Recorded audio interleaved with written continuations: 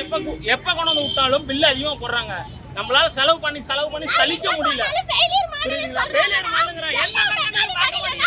ஒரு ஆத்திர அவசரத்துக்கு திடீர்னு நின்னு போச்சுனா அந்த இடத்துல இருக்க மெக்கானிக் கிடைக்கிறதா போய் எல்லாம் கேட்போம். அங்க போட என்னங்கறாங்க இதெல்லாம் கம்பெனிக்கு தான் போகும்.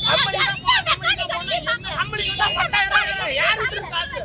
வண்டி இங்கே தான் எடுத்தீங்களா? வண்டி இங்கே நான் டியூ கட்டி முடிக்கிற வரைக்கும் வண்டி நல்லா ஓடுச்சு. டியூ கட்டி முடிச்சு மாசம் கொண்டு வந்து இங்கிட்ட குடுக்குறப்ப எடுத்து இதெல்லாம் வரைக்கும் 24000 செலவு பண்ணிருக்கேன். மேல செலவு பண்ணிட்டு கடையில வெங்காயம் வித்துட்டு போனா வெங்காயம் விக்க போனா சாயங்காலம்னா வெங்காயம் வாங்கிட்டு போவோம்.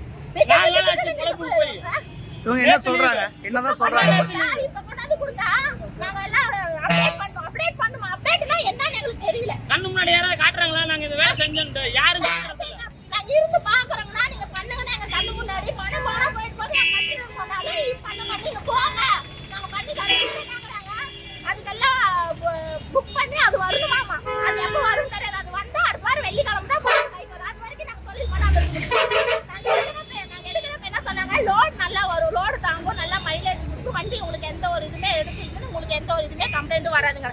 இப்ப என்னங்கறாங்க 37000 ஓடி இருக்குது. அதுக்கு மேல வரதான் செய்யுறாங்க. சரி வரட்டும்.